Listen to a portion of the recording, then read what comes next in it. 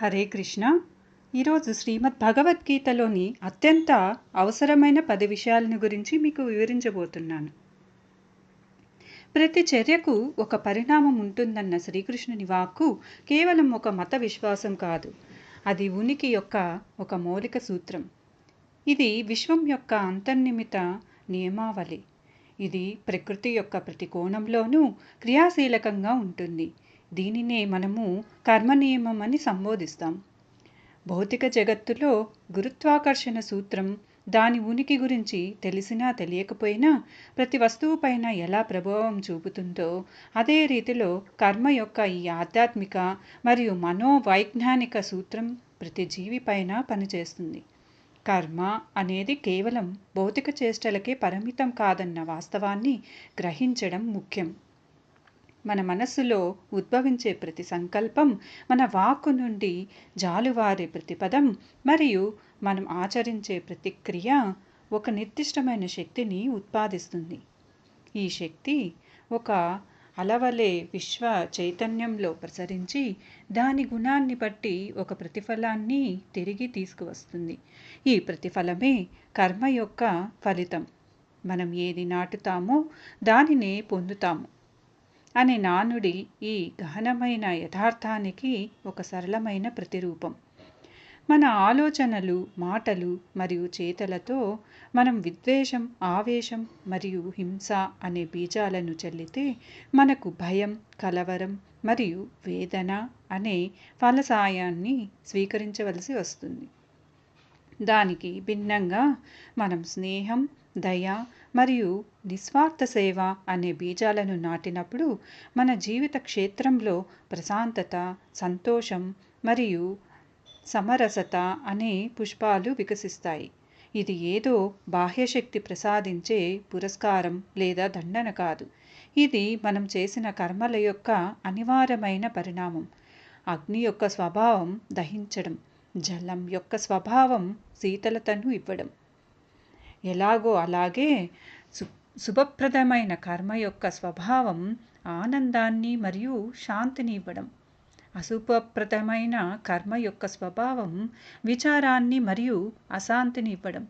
కనుక ధర్మబద్ధమైన మరియు నిత్యనిష్టమైన మార్గాన్ని అనుసరించమని చెప్పే పిలుపు వాస్తవానికి మన శ్రేయస్సు కోసమే.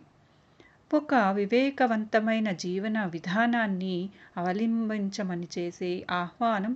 ధర్మం అంటే ఏదో ఒక మత విధానం లేదా ఆచారం కాదు. అది వ్యక్తిని, సమాజాన్ని మరియు సమస్త అస్తిత్వాన్ని నిలిపే సార్వత్రిక నియమాలు. సత్యం అంటే కేవలం నిజం పలకడం మాత్రమే కాదు, అది వాస్తవికతతో, అస్తిత్వం యొక్క యథార్థ స్వరూపంతో మమేకమై జీవించడం. మనం ఈ యథార్థాన్ని అవగాహన చేసుకుని మన కర్మలను ఆచరించినప్పుడు మనం ప్రకృతి గమనంతో పాటు ప్రయాణిస్తాం, దానికి ఎదురీదం. అప్పుడు మన కర్మలు మనకు సంకెళ్ళు కాకుండా విముక్తికి మార్గాలుగా పరిణమిస్తాయి. కర్మ నియమం యొక్క గంభీరతను అవగాహన చేసుకోవాలంటే దాని 3 విభాగాలను మనం పరిశీలించాలి: సంచిత, ప్రారబ్ధ మరియు క్రియమాణ. సంచిత కర్మ అంటే మన అగణిత జన్మల నుండి పేరుకుపోయి ఇంకా ఫలించని కర్మల యొక్క మొత్తం నిధి. ఇది ఒక అపారమైన భాండాగారం వంటిది. దీనిలో మన లెక్కలేనన్ని చర్యలు బీజరూపంలో భద్రపరచబడి ఉంటాయి. ప్రారబ్ధ కర్మ ఆ సంచిత నిధిలోనే ఒక చిన్న అంశం. అది ఈ వర్తమాన జన్మలో పరిపక్వమై ఫలం ఇవ్వడానికి సిద్ధంగా ఉంది. మన ప్రస్తుత దేహం, పరివారం, జీవన పరిస్థితులు, సుఖదుఖాలు మనకు సహజంగా అప్పిన నైపుణ్యాలు మరియు బలహీనతలు. ఇవన్నీ మన ప్రారబ్ధ కర్మ యొక్క ఫలితాలే. ఇది మనం ఈ జీవిత నాటకంలోకి ప్రవేశించడానికి ముందు నిర్దేశించబడిన పాత్ర. దీనిని మార్చడం సాధ్యం కాదు. దీనిని కేవలం అనుభవించి తీరాలి. అయితే ఇక్కడ నిరాశ పడవలసిన అవసరం లేదు. ఎందుకంటే 3వది మరియు అత్యంత ప్రధానమైనది క్రియమాణ కర్మ. ఇది మనం వర్తమాన క్షణంలో మన స్వేచ్ఛా చిత్తంతో చేసే కర్మ. మన ప్రారబ్ధం మనకు అందించిన పరిస్థితుల పట్ల ఎలా ప్రతిస్పందించాలనే ఎంపిక మనకు సర్వదా ఉంటుంది. ఒక వ్యక్తి తన ప్రారబ్ధవశాత్తు కలిగిన కష్టాలకు కుంగిపోయి మరింత ప్రతికూలమైన కర్మలను సృష్టించుకోవచ్చు. అయితే మరో వ్యక్తి అవే కష్టాలను ఒక సోపానంగా స్వీకరించి ధైర్యం, సమచిత్తం మరియు వివేకంతో వాటిని ఎదుర్కొని శుభప్రదమైన క్రియమాన కర్మల ద్వారా తన భవిష్యత్తును ప్రకాశవంతం చేసుకోవచ్చు. మన నేటి ప్రతిచర్యలే మన రేపటి ప్రారబ్ధాన్ని నిర్మిస్తాయి. ఈ విధంగా మనం విధి చేతిలో నిస్సహాయమైన కీలు బొమ్మలం కాదు. మన భాగ్యానికి మనమే శిల్పులం. మన చేతిలో ఉన్న కర్మ అనే సాధనంతో మనం మన ప్రారబ్ధ సంఖ్యలను ఛేదించుకోవచ్చు మరియు మన భవిష్యత్తును మనమే నిర్మించుకోవచ్చు. అందుకే జీవితంలో ప్రతికూలతలను ఎదురైనప్పుడు ఇతరులను దూషించడం లేదా విధిని శపించడం కన్నా ఇది మన పాత ఖాతాను సరిచేసుకోవడం అని గ్రహించాలి.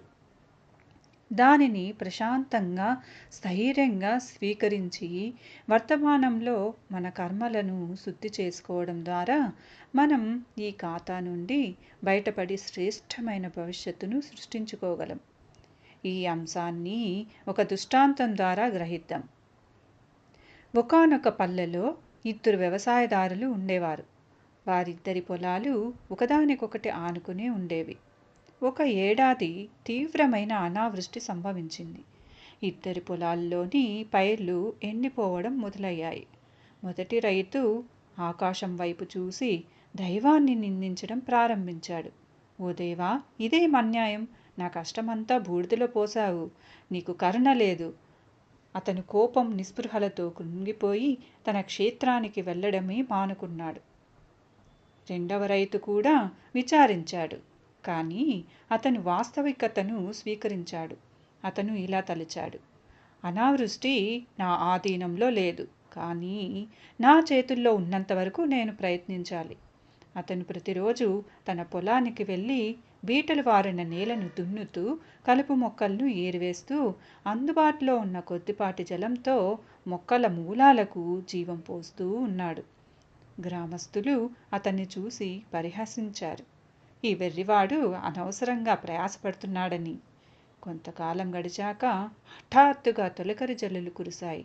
ఏ రైతు అయితే తన పొలాన్ని సంసిద్ధంగా ఉంచుకున్నాడో అతని వాడిపోయిన పైరుకు తిరిగి జీవం వచ్చి అతనికి మంచి పంట చేతికి వచ్చింది. కానీ ఏ రైతు అయితే కోపం మరియు నిస్పృహతో తన పొలాన్ని వదిలేశాడో అతని భూమి కట్టిపడిపోయి వర్షపు నీరు భూమిలోకి ఇంకకుండా పైనే ప్రవహించిపోయింది. అతని పంట పూర్తిగా ధ్వంసమైంది. ఇక్కడ అనావృష్టి ఇద్దరి ప్రారబ్ధం ఒకే విధమైన పరిస్థితి, కానీ ఆ పరిస్థితికి వారిద్దరి ప్రతిస్పందన, వారి క్రియమాన కర్మ భిన్నంగా ఉంది. ఈ క్రియమాన కర్మే వారి భవిష్యత్తు ఫలితాలలో వ్యత్యాసాన్ని సృష్టించింది. జీవితం కూడా సరిగ్గా ఇదే విధంగా పనిచేస్తుంది. మనకు పరిస్థితులు సంప్రాప్తిస్తాయి, కానీ వాటికి ప్రతిస్పందించే స్వేచ్ఛ మనది మరియు ఆ ఎంపికే మన భవిష్యత్తును తీర్చిదిద్దుతుంది. కర్మల పత్తును రాసే చిత్రగుప్తుని వంటి ఒక బాహ్య శక్తి యొక్క భావనను మనం ప్రతీకాత్మకంగా అర్థం చేసుకోవాలి. అది ఒక వ్యక్తి కాదు, విశ్వం యొక్క ఒక స్వయం ప్రేరిత దోషరహితమైన యంత్రాంగం. విజ్ఞాన పరిభాషలో దీనిని కారణకార్య సంబంధం లేదా హేతుఫల నియమం అంటారు. మనం చేసే ప్రతి కర్మ నుండి అది మానసికమైన, వాచికమైన, శారీరకమైన ఒక సంస్కారం ఉత్పన్నమవుతుంది. ఈ సంస్కారం మన చిత్తంపై, అంటే మన అంతర్లీన చేతనపై ఒక ముద్రను వేస్తుంది. మనం ఒకే కర్మను పదే పదే ఆచరించుచున్నప్పుడు ఈ ముద్ర మరింత గాఢంగా మారి మన అలవాటుగా లేదా స్వభావంగా పరిణమిస్తుంది. ఈ స్వభావాలే మనకు తెలియకుండానే మన భవిష్యత్తు చర్యలను నిర్దేశిస్తాయి. ఉదాహరణకు, ఎవరైనా నిరంతరం కోపిస్తే అతని చిత్తంపై క్రోధ సంస్కారాలు ఎంతగా పేరుకుపోతాయంటే స్వల్ప కారణాలకే అతనికి కోపం రావడం అలవాటైపోతుంది. అతను కోరుకోనప్పటికీ ఇదే మన అంతరంగంలో నిరంతరం జరిగే కర్మ యొక్క సూక్ష్మమైన గణన. ఇది మనల్ని జనన మరణ వలయంలో బంధిస్తుంది. ఎందుకంటే ఈ సంస్కారాలు మరియు వాసనలే మనల్ని తర్వాతి దేహాన్ని స్వీకరించేలా ప్రేరేపిస్తాయి. శుభప్రదమైన కర్మల సంస్కారాలు మనల్ని ఒక ప్రకాశవంతమైన సాత్వికమైన మనస్తత్వం మరియు అనుకూలమైన పరిస్థితుల వైపు నడిపిస్తాయి. దీనినే ప్రతీకాత్మకంగా స్వర్గం అంటారు. అశుభప్రదమైన కర్మల సంస్కారాలు మనల్ని ఒక చంచలమైన తామసికమైన మనస్తత్వం మరియు ప్రతికూల పరిస్థితుల వైపు నెట్టివేస్తాయి. దీనిని నరకం అని పిలుస్తారు. స్వర్గ నరకాలు భౌగోళిక ప్రదేశాలు కావు, అవి మన చైతన్య స్థితులే. వాటిని మనం ఇక్కడే ఈ జన్మలోనే అనుభవిస్తాం. ఈ చక్రం నుండి విముక్తి పొందే మార్గం కర్మ యొక్క ఈ విజ్ఞానాన్ని గ్రహించి ఎటువంటి నూతన సంస్కారాలను సృష్టించని కర్మలను ఆచరించడం. దీనిని గీతలో నిష్కామ కర్మయోగం అని వర్ణించారు. ఇది కర్మ చేస్తూనే కర్మ బంధనాల నుండి స్వేచ్ఛగా ఉండే విద్య.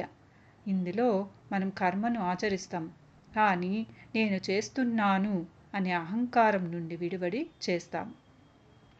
మనం ఫలంపై ఆసక్తి లేకుండా కేవలం మన కర్తవ్యాన్ని నిర్వర్తించడానికో లేక లోకహితం కోసమో కర్మ చేస్తాం.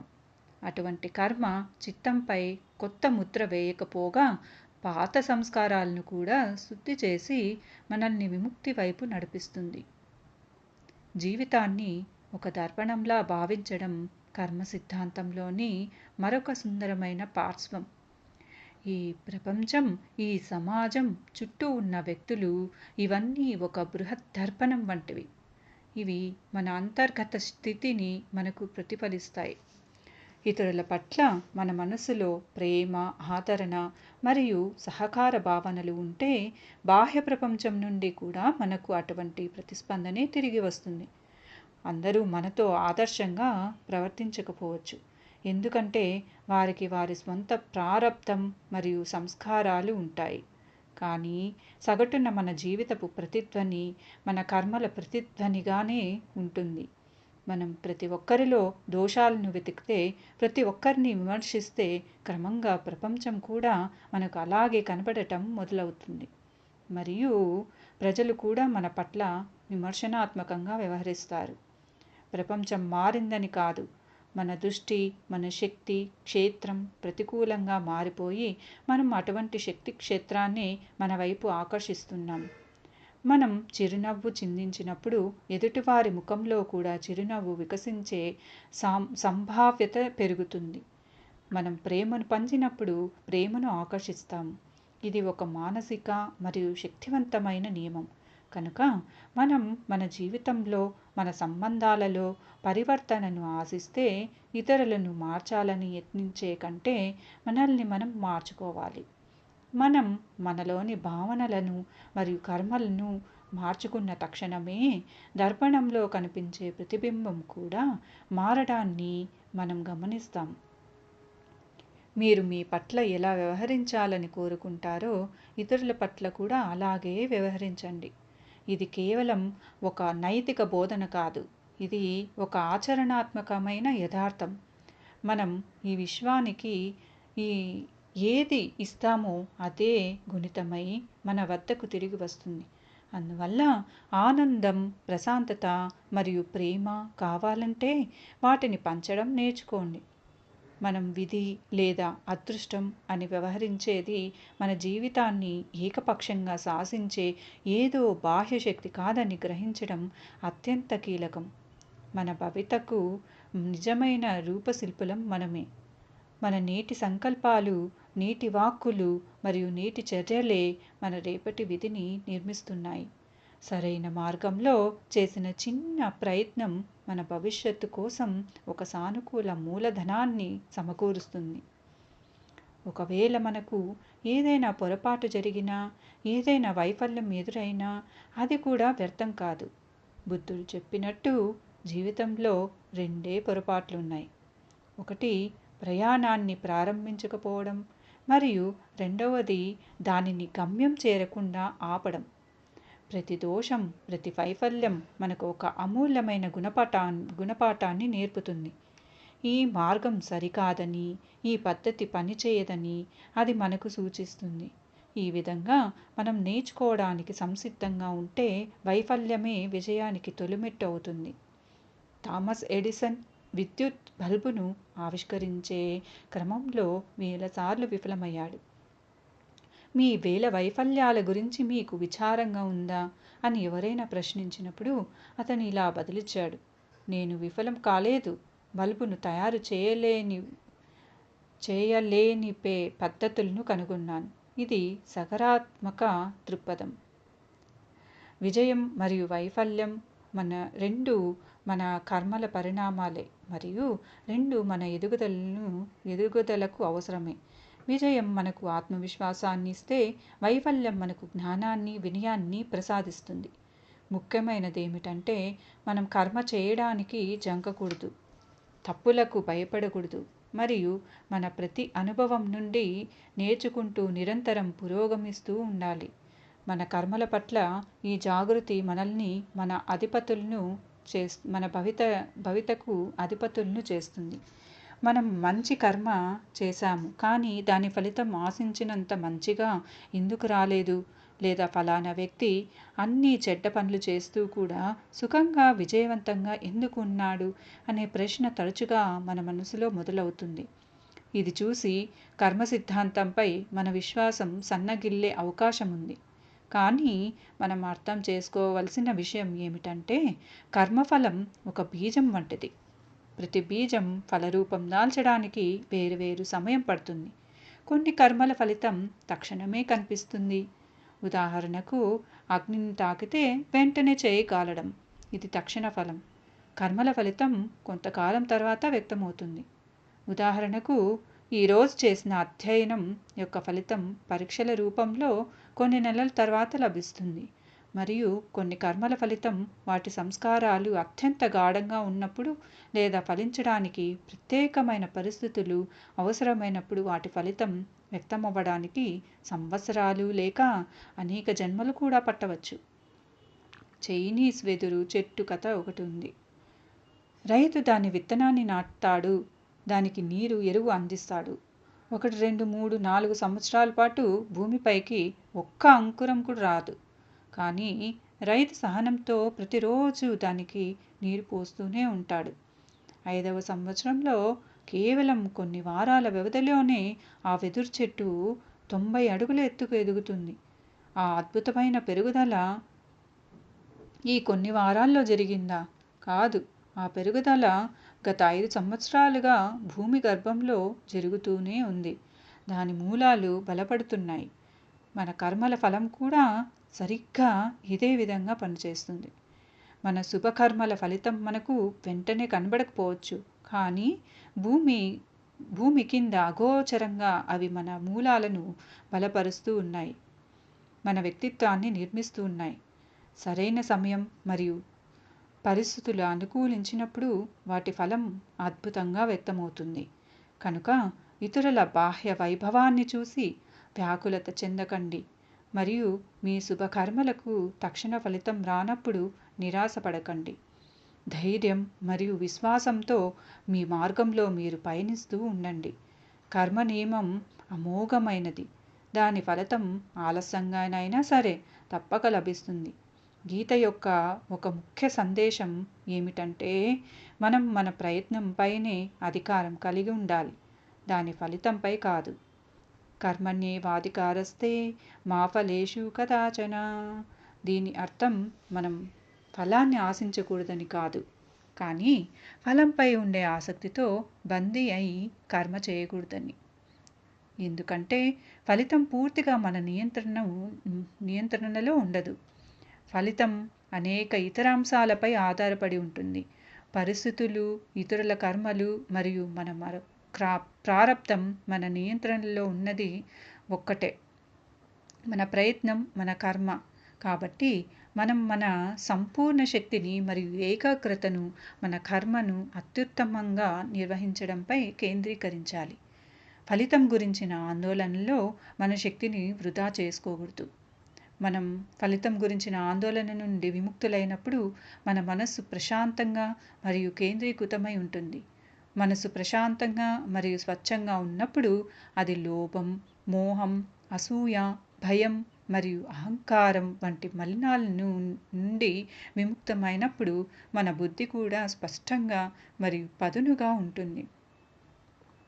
అటువంటి స్వచ్ఛమైన బుద్ధి మనకు ఏది సరైనదో ఏది తప్పో స్పష్టంగా తెలియచేస్తుంది. అప్పుడు మన ప్రతి అడుగు, ప్రతి నిర్ణయం సహజంగానే సరైన దిశలో, ధర్మ మార్గంలో పడుతుంది. స్వచ్ఛమైన మనసుతో చేసిన ప్రయత్నం ఎన్నటికీ వ్యర్థం కాదు. ఎందుకంటే బాహ్య ఫలితం ఎలా ఉన్నప్పటికీ అది మనకు అంతర్గత ప్రశాంతతను మరియు సంతృప్తిని ప్రసాదిస్తుంది. ఇదే అసలైన విజయం. మనం ఈ స్థితిని చేరుకున్నప్పుడు బాహ్య విజయాలు లేదా అపజయాలు మనల్ని కలవరపరచలేవు. మనం ఒక లోతైన సమతుల్యత మరియు సమత్వ స్థితిలో స్థిరపడతాం. ఒక బీజం మహావృక్షంగా ఎదగాలంటే అది కేవలం ఉత్తమమైన జాతికి చెందినది అయితే సరిపోదు. దానికి సారవంతమైన భూమి, తగినంత జలం, పరిశుభ్రమైన గాలి మరియు సూర్యరశ్మి యొక్క తోడ్పాటు కూడా అవసరం. సరిగ్గా అదేవిధంగా మన కర్మల ఫలం కేవలం మన కర్మ యొక్క శ్రేష్టతపైనే కాకుండా దేశం, కాలం మరియు పాత్ర అంటే సరైన ప్రదేశం, సరైన సమయం మరియు సరైన పరిస్థితులపై కూడా ఆధారపడి ఉంటుంది. మనం ఒక అత్యుత్తమైన కర్మ చేసి ఉండవచ్చు, కానీ అది ఫలించడానికి ఇంకా అనువైన సమయం రాకపోవచ్చు లేదా పరిస్థితులు అనుకూలంగా లేకపోవచ్చు. అందువల్ల మనం కర్మ చేసి సహనంతో వేచి ఉండాలి మరియు ఫలాన్ని మనం దైవం లేదా ప్రకృతి నియమం అని పిలిచే విశ్వ యంత్రాంగానికి వదిలివేయాలి. ఒక రైతు విత్తనాన్ని నాటి అది మొలకెత్తిందో లేదోనని ప్రతిరోజు భూమిని తవ్వి చూడడు. అతను విత్తనాన్ని నాటుతాడు, తన పని తాను చేస్తాడు. ఆపై సహనంతో ప్రకృతి తన పనిని చేయడానికి అనుమతిస్తాడు. మనం కూడా జీవితంలో ఇదే దృక్పథాన్ని అలవర్చుకోవాలి. మన వంతు కర్తవ్యాన్ని సంపూర్ణ శ్రద్ధతో నిర్వర్తించండి మరియు ఫలితాల గురించి ఆందోళన చెందకండి. సరైన సమయం ఆసన్నమైనప్పుడు మీ శుభకర్మల ఫలం మీకు తప్పక లభిస్తుందని విశ్వసించండి. బహుశా మీరు ఊహించిన రూపంలో కాకుండా మీ సమగ్ర శ్రేయస్సుకు ఏది ఉత్తమమో ఆ రూపంలో లభించవచ్చు. మనం ఈరోజు చేసే ప్రతి కర్మ మన భవిష్యత్తు జీవనాన్ని, గమనాన్ని నిర్దేశిస్తుంది. ఇది ఒక తిరుగులేని వాస్తవం. అందువల్ల ఏ కార్యాన్ని అయినా ఆచరించే ముందు ఒక క్షణం ఆగి ఆలోచించడం అత్యంత అవసరం. మనల్ని మనం ప్రశ్నించుకోవాలి. నేను ఈ కర్మను ఎందుకు చేస్తున్నాను? దీని వెనుక నా ఉద్దేశం ఏమిటి? ఇది స్వార్థపూరితమా లేదా సేవాభావంతో కూడుకున్నదా? ఈ కర్మ ధర్మానికి, నీతికి అనుగుణంగా ఉందా? దీనివలన నాకు కానీ ఇతరులకు కానీ హాని కలుగుతుందా? ఈ ఆత్మవిమర్శన, ఈ వివేచన మనల్ని తప్పుడు కర్మలు చేయకుండా కాపాడుతుంది. మన జీవితంలో సంభవించే ప్రతి సుఖం మరియు ప్రతి దుఃఖం యాదృచ్ఛికం కాదని, అవి మన కర్మల యొక్క పర్యవసానమే అని మనం ఈ అవగాహనతో జీవించినప్పుడు మనం మన జీవితం పట్ల మరింత బాధ్యతాయుతంగా మరియు జాగరూకతతో ఉంటాం. అప్పుడు మనం మన సుఖాలకు గర్వపడం, ఎందుకంటే ఇది మన పాపపుణ్య ఫలమని మనకు తెలుసు. మరియు మనం మన దుఃఖాలకు ఇతరులను బాధలను చేయం, ఎందుకంటే ఇది మన పాప రుణాన్ని తీర్చుకోవడమని మనం గ్రహిస్తాం.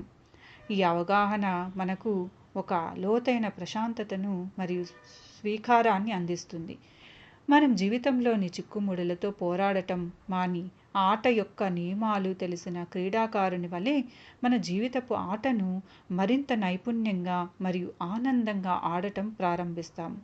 మన విధికి మనమే రూపకర్తలమని మరియు మన భవిష్యత్తును మన కర్మల ద్వారా తీర్చిదిద్దుకునే అవకాశం ప్రతి క్షణం మనకు ఉందని మనకు తెలుసు. మనం ఎవరి కోసమైనా నిస్వార్థ భావనతో ఏదైనా మంచి చేసినప్పుడు దాని తొలి మరియు గాఢమైన ప్రభావం మనపైనే పడుతుంది. ఆ కర్మ మన ఆత్మను శుద్ధి చేస్తుంది మరియు ఏ భౌతిక సుఖంతోనూ కొలవలేని అంతర్గత ప్రశాంతతను మరియు తృప్తిని మనకు అందిస్తుంది. మీరు ఆకలితో ఉన్న వ్యక్తికి అన్నం పెట్టినప్పుడు వారి ఆకలి తీరగా వారి ముఖంలో వెల్లివిరిసే సంతోషాన్ని చూసి మీ హృదయంలో పొంగే ఆనంద తరంగం అమూల్యమైనది.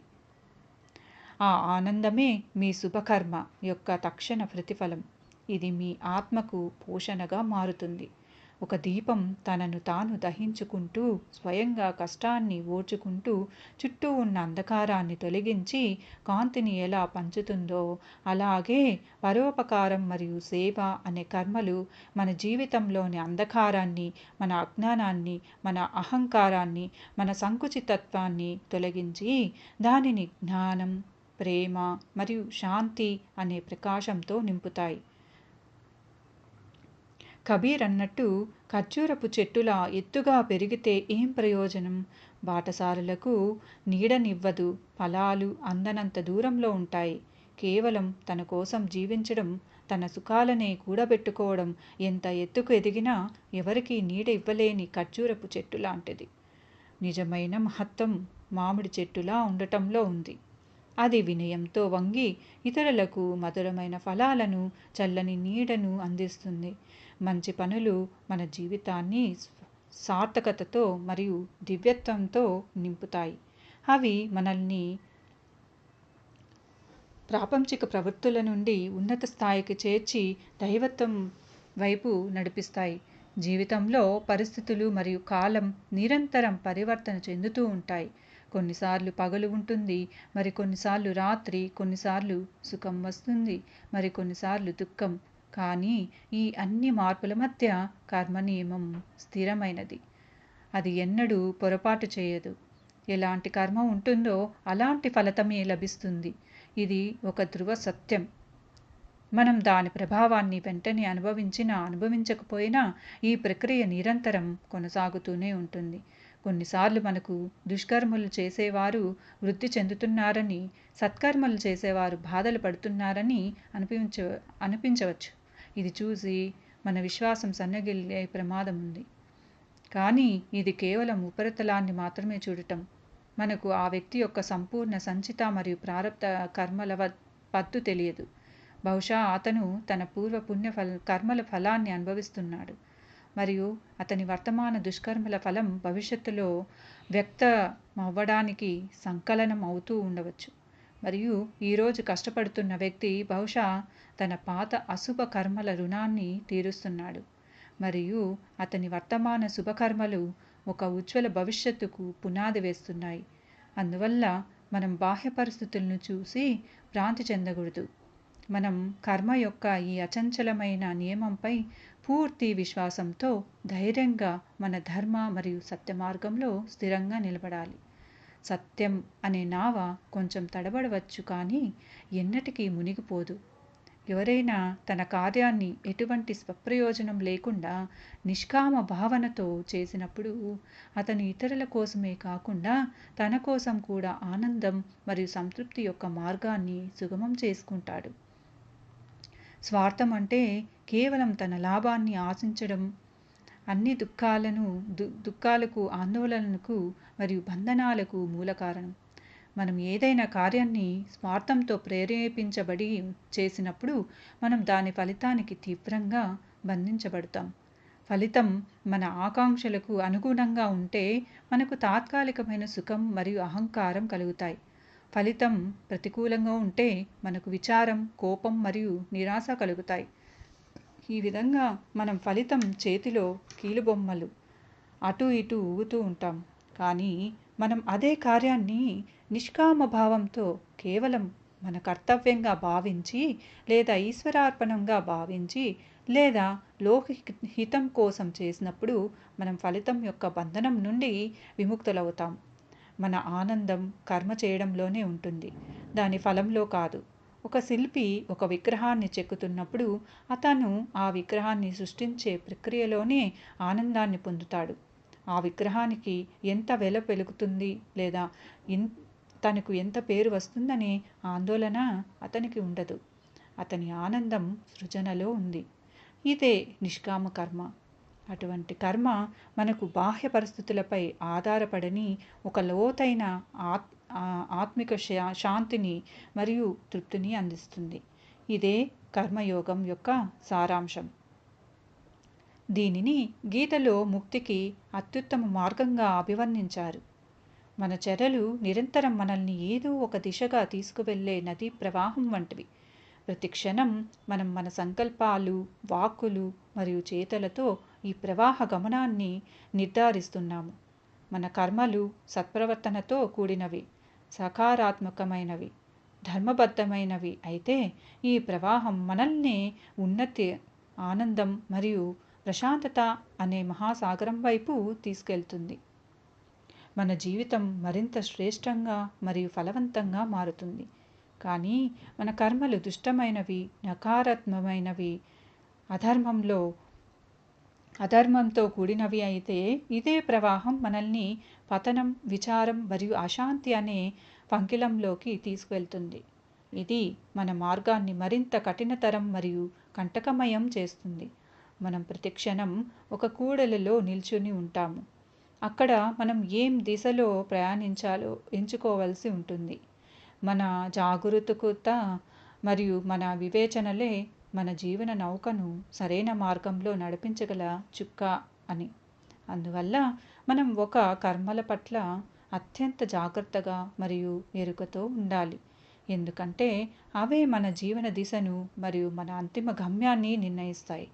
సూర్యుడు ఉదయించగానే రాత్రి గాఢాంధకారం దానంతటా అదే విడిపోయి దిశలన్నీ కాంతి, ఉష్ణం మరియు శక్తితో నిండిపోయినట్లుగా, సరిగ్గా అలాగే మన జీవితంలో శుభప్రదమైన మరియు సాత్వికమైన కర్మలు ప్రకాశించినప్పుడు మన జీవితంలోని అన్ని కష్టాలు, విచారాలు మరియు ప్రతికూలతల అంధకారం క్రమంగా తొలగిపోతుంది. మంచి కర్మల వెలుగు మన అజ్ఞానాన్ని హరిస్తుంది, మన భయాలను తొలగిస్తుంది, మన ఆందోళనలను శ్రమింపజేస్తుంది మరియు మనకు లోతైన ఆత్మీయ సంతృప్తిని, అనుభూతిని చెందేలా చేస్తుంది. సరైన కర్మ అంటే ధర్మబద్ధంగా చేసిన పని యొక్క అంతిమ ఫలితం ఎల్లప్పుడూ సుఖప్రదంగా మరియు శ్రేయస్కరంగానే ఉంటుంది. అందులో తక్షణమే కొన్ని ఇబ్బందులు ఎదురైనా సరే, సత్య మార్గంలో నడవడంలో ఆరంభంలో ఇబ్బందులు రావచ్చు. హరిశ్చంద్రుడు సత్యం కోసం తన రాజ్యాన్ని, సర్వస్వాన్ని త్యాగం చేయవలసి వచ్చినట్లుగా, కానీ అంతిమ విజయం సత్యానిదే. ధర్మం మనల్ని ధరిస్తుంది, అంటే మనల్ని పతనం కాకుండా రక్షిస్తుంది. అందువల్ల సరైన పనుల ఫలితం ఎల్లప్పుడూ మనకు శుభాన్ని చేకూరుస్తుంది. ఎందుకంటే అవి మన ఆత్మను శక్తివంతంగా మరియు నిర్మలంగా చేస్తాయి. విశాలమైన సాగరంలో అసంఖ్యాకమైన కెరటాలు ఉద్భవించి లయమైతూ ఉంటాయి. ప్రతి కెరటానికి దాని స్వంత వేగం, గమనం మరియు ఆకృతి ఉంటుంది. అయినప్పటికీ అవన్నీ ఒకే మహాసముద్రంలో అంతర్భాగమే. అదేవిధంగా మన జీవితంలో మనం లెక్కలేనన్ని చిన్న, పెద్ద కర్మలు చేస్తాము. ప్రతి కర్మకు దాని స్వంత తక్షణ ప్రయోజనం మరియు దాని స్వంత ఫలితము ఉంటాయి. చాలాసార్లు మనకు మన ఏదైనా ఒక కర్మ యొక్క లేదా జీవితంలో సంభవించే ఏదైనా ఒక సంఘటన యొక్క తక్షణ ఉద్దేశం కానీ లేదా దాని దీర్ఘకాలిక పర్యవసానం కానీ బోధపడదు.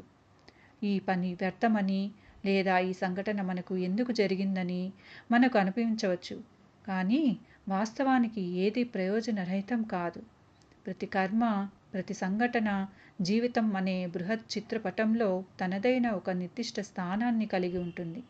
కాలం పరిపక్వమైనప్పుడు పరిస్థితుల యొక్క సంపూర్ణ చిత్రం మన ముందు ఆవిష్కృతమైనప్పుడు అప్పుడు మనకు ఆ కర్మ లేదా సంఘటన యొక్క అసలు ప్రయోజనం మరియు ప్రాముఖ్యత అవగతమవుతుంది. ఒక కథ ఉంది. ఒక చక్రవర్తి తన మంత్రితో జరిగేది మన మేలుకే జరుగుతుంది, ఇది వాస్తవమేనా అని అడిగాడు. మంత్రి అవును మహారాజా, ఇది సత్యం అన్నాడు. కొన్ని రోజుల తర్వాత వేటకు వెళ్ళినప్పుడు రాజుగారి ఒక వేలు తెగిపోయింది. రాజుకు తీవ్రమైన వేదన కలిగి కోపంతో మంత్రితో ఇప్పుడు చెప్పు, ఇది నేను మేలుకే నా ఇది కూడా మేలుకే జరిగిందా అని ప్రశ్నించాడు. మంత్రి ప్రశాంతంగా అవును మహారాజా, ఇది కూడా మేలుకే జరిగి ఉంటుంది అన్నాడు. రాజు మరింత ఆగ్రహించి మంత్రిని కారాగారంలో బంధించాడు. కొన్ని నెలల తర్వాత రాజు మళ్ళీ వేటకు వెళ్ళి అటవీవాసులకు చిక్కాడు. వారు తమ దేవతకు బలివ్వడానికి ఒక అఖండమైన వ్యక్తి కోసం వెతుకుతున్నారు. వారు రాజును బలిపీఠం వద్దకు తీసుకువెళ్ళినప్పుడు పురోహితుడు రాజు యొక్క తెగిన వేలును గమనించి అతను ఖండితుడని గ్రహించాడు. అతను ఈ వ్యక్తి బలికి యోగ్యుడు కాదు, ఇతన్ని విడిచిపెట్టండి అన్నాడు. రాజు ప్రాణాలు దక్కాయి. అప్పుడు అతనికి మంత్రి మాటలు గుర్తుకు వచ్చాయి. అతను తిరిగి వచ్చి మంత్రిని విడిపించి, నీవు చెప్పింది నిజం, నా వేలు తెగిపోవడం నా ప్రాణాలను కాపాడింది. కానీ నీవు కారాగారంలో ఉండటం నీకు ఎలా మేలు చేసింది అని అడిగాడు. మంత్రి నవ్వి, మహారాజా, నేను కారాగారంలో లేకపోయి ఉంటే నేను వేటకు మీతో పాటే ఉండేవాడిని. మీ వేలు తెగి ఉండటం వల్ల వారు మిమ్మల్ని విడిచిపెట్టేవారు, కానీ నన్ను పట్టుకొని బలి ఇచ్చేవారు. అందువల్ల నేను కారాగారంలో ఉండటం కూడా నా మేలుకే జరిగింది అన్నాడు. ఈ కథ యొక్క సారాంశం ఏమిటంటే, మనం జీవిత సంఘటనల వెనుక ఉన్న బృహత్తర ప్రణాళికలను తక్షణమే గ్రహించాలని ప్రయత్నించకూడదు. బదులుగా వ్యవస్థపై విశ్వాసం ఉంచాలి. జీవితంలో చుట్టూ అంధకారం ఆవరించినప్పుడు, కష్టాలు మనల్ని చుట్టుముట్టి ఏ మార్గం కనిపించినప్పుడు మనసులో నిస్పృహ కలగడం సహజం. మనం పూర్తిగా పతనమైనట్టు, ఇక పైకి లేవడానికి శక్తి లేనట్టు అనిపిస్తుంది. కానీ అనుభవం చెప్పే సత్యం ఏమిటంటే ఇదే, మనం మన పరిమితులకు అతీతమైన ఒక అగోచర శక్తిని అనుభవించే క్షణం. మీరు దానిని దైవ కృప అనండి, లేదా మీ ఆత్మ యొక్క అంతర్గత శక్తి అనండి, కానీ ఏదో ఒకటి ఉంది. అది మనం పడిపోయిన తర్వాత తిరిగి లేవడానికి చేయూతనిస్తుంది. మన అహం, నేను సర్వశక్తిమంతుడును అనే మన నేను అనే భావన పూర్తిగా భగ్నమైనప్పుడు ఆ శూన్యం నుండి ఒక నూతన సంభావన ఉదయిస్తుంది. ఇది ఒక గంభీరమైన ఆత్మిక అనుభవం. ఇది మనం కేవలం ఈ దేహం, మనస్సు మాత్రమే కాదని, మనలో అనంతమైన శక్తి యొక్క ఒక ఊట ఉందని మనకు బోధిస్తుంది. చీకటి యొక్క అనుభవం వెలుగు యొక్క విలువను గ్రహించడానికి అవసరం. వైఫల్యం యొక్క అనుభవం విజయం యొక్క ఆనందాన్ని మరింత గాఢం చేయడానికి అవసరం. ప్రతి కష్టం, ప్రతి సవాలు మనలోకి మనం లోతుగా ప్రయాణించడానికి, మన అసలైన శక్తిని కనుగొనడానికి ఒక అవకాశాన్ని కల్పిస్తాయి. అందువల్ల జీవితంలో కఠినమైన సమయం వచ్చినప్పుడు దానిని ఒక శత్రువుగా చూడకండి. బదులుగా మనకు ఏదో లోతైన గుణపాఠం నేర్పడానికి వచ్చిన ఆచార్యునిగా చూడండి. దానిని స్వీకరించండి, దాని నుండి నేర్చుకోండి, మరియు మీరు మునుపటి కంటే బలంగా, ప్రశాంతంగా మరియు వివేకవంతులుగా దాని నుండి బయటకు వస్తారని మీరు కనుగొంటారు. మనం తరచుగా మన జీవితాన్ని బాహ్య విజయాల మరియు సంబంధాల ఆధారంగా గుర్తిస్తాము. ఈ వస్తువులు మన నుండి దూరమైనప్పుడు, ఒక బంధం ముగిసినప్పుడు, ఒక స్వప్నం భగ్నమైనప్పుడు, ఒక ఉద్యోగం పోయినప్పుడు మనం శూన్యమైనట్లు, మన సర్వస్వం కోల్పోయినట్లు భావిస్తాము. కానీ జ్ఞానులు చెప్పేదేమంటే, ఇదే మనం మన అసలు స్వరూపానికి అత్యంత సమీపంలో ఉండే క్షణం. బాహ్య ప్రపంచమంతా కూలిపోయినప్పుడు మొదటిసారిగా మన దృష్టి అంతర్ముఖం అవుతుంది. మనం ఏ బాహ్య వస్తువులపై ఆధారపడని నిత్యమైన మన ఆత్మ అయిన ఆ అస్తిత్వాన్ని అనుభూతి చెందుతాం. ఇది ఒక వేదనాభరితమైన ప్రక్రియ కావచ్చు, కానీ ఇది ఆత్మిక ఎదుగుదలకు అనివార్యం. ఈ అనుభవం మనల్ని లోపల నుండి సంపూర్ణంగా పరివర్తన చెందిస్తుంది. మనం మనవి అని భావించే వస్తువులు కేవలం తాత్కాలికమైనవి, అవి మన నిజమైన గుర్తింపు కాదని మనకు బోధపడుతుంది. మన నిజమైన గుర్తింపు ఈ వచ్చిపోయే వస్తువులన్నిటికీ సాక్షిగా నిలిచే చైతన్యం. ఈ బోధన తర్వాత మనం జీవితాన్ని ఒక నూతన దృక్కోణంలో చూడటాన్ని ప్రారంభిస్తాం. మనం వస్తువులను ఉపయోగిస్తాం కానీ వాటికి బందీలం కాము. మనం సంబంధాలను ఆస్వాదిస్తాము కానీ వాటిపై ఆధారపడము. మనం జీవిత క్రీడను పూర్తి శ్రద్ధతో ఆడుతాం కానీ గెలుపోటములచే చలించము. ఇది జీవితంలో గొప్ప కళ మరియు ఇది తరచుగా అత్యంత కఠినమైన సమయాల్లోనే నేర్చుకోబడుతుంది. జీవితపు పరుగు పందెంలో మనం చాలాసార్లు ఎంతగా లీనమైపోతామంటే మనల్ని మనమే మర్చిపోతాం. ఇతరుల అంచనాలకు అనుగుణంగా జీవించే ప్రయత్నంలో సమాజం నిర్దేశించిన విజయ సోపానాలను అధిరోహించే పరుగులో మన అంతరాత్మ స్వరాన్ని, మన ఆత్మ పిలుపును విస్మరిస్తాం. మనం నిజంగా జీవించాలనుకున్న జీవితానికి బదులుగా ఇతరులు మెచ్చే జీవితాన్ని జీవించడం ప్రారంభిస్తాం. దీని పర్యవసానం ఒక లోతైన అంతర్గత రిక్తిక అనే ఒక అసంతృప్తి, ఒక అశాంతి. మనం మన మార్గం నుండి తప్పిపోయినట్లు అనిపిస్తుంది. కానీ ఈ దారి తప్పడం కూడా అవసరమే. ఎందుకంటే మనం పూర్తిగా దారి తప్పినప్పుడే మనల్ని మనం తిరిగి కనుక్కోవాలనే నిజమైన తపన పుడుతుంది. ఈ తపనే మనల్ని అంతర్ముఖులను చేస్తుంది. ఇది మనల్ని ఆత్మవిమర్శకు ప్రేరేపిస్తుంది. మనల్ని మనం ప్రశ్నించుకుంటాం. నేను ఎవరు? నేను నిజంగా జీవితం నుండి ఏమి ఆశిస్తున్నాను? నా ఆనందానికి మూలం ఏమిటి? ఈ ప్రశ్నల యొక్క నిజాయితీ గల అన్వేషణే మనల్ని మన సత్యంతో, మన అసలు స్వరూపంతో తిరిగి కలుపుతుంది. ఇది దారి తప్పిన విహంగం తిరిగి తన గూటికి చేరడం లాంటిది. మనం మన సత్యంతో, మన స్వభావంతో ఏకమై జీవించినప్పుడే మనకు నిజమైన శాంతి మరియు సార్థకత లభిస్తుంది. అందువల్ల మీరు ఎప్పుడైనా దారి తప్పినట్లు భావిస్తే భయపడకండి. ఇది మిమ్మల్ని మీరు తిరిగి కనుగొనటానికి, మీ ఆత్మలో తిరిగి అనుసంధానం కావడానికి ఒక అవకాశమని గ్రహించండి. జీవితంలో ఇతరుల వల్ల మాటల ద్వారా కానీ లేదా చేతల ద్వారా కానీ మనసు నొచ్చుకోవడం ఒక సాధారణ అనుభవం. మనకు ఆప్తులైన వారు మనల్ని బాధ పెట్టినప్పుడు ఆ గాయం చాలా లోతుగా ఉంటుంది. మనం ఆ నొప్పిని, ఆ అవమానాన్ని మనసులో మోస్తూ జీవిస్తాం. ఇది మన హృదయంపై ఒక బండరాయిలా కూర్చుంటుంది. కానీ మనం అర్థం చేసుకోవాల్సిన విషయం ఏమిటంటే ఈ నొప్పిని పట్టుకొని ఉండడం వల్ల మనం ఆ వ్యక్తిని కాదు, మనల్ని మనమే నిరంతరం దండించుకుంటూ ఉంటాము. ద్వేషం మరియు కోపం అనే హాలాహలాన్ని మనం మనలోనే నింపుకుంటున్నాము. ఈ వేదన నుండి విముక్తి పొందడానికి ఉన్న ఏకైక మార్గం క్షమ. క్షమించడం ఆ వ్యక్తి కోసం కాదు, మన ప్రశాంతత కోసం అవసరం. క్షమించడం అంటే మనం వారి తప్పుడు చేష్టను ఆమోదిస్తున్నామని కాదు. దాని అర్థం కేవలం మనం ఆ సంఘటన మనపై ఇకపై అధికారం చెలాయించడానికి అనుమతించడం లేదని, మనం ఆ భారాన్ని దించి పక్కన పెడుతున్నాము. క్షమ అనేది ఒక అంతర్గత సంకల్పం. మనం ఎవరినైనా క్షమించినప్పుడు మన శక్తిని గతం యొక్క సంఖ్యల నుండి విడిపించి వర్తమానంలోకి తీసుకువస్తాం.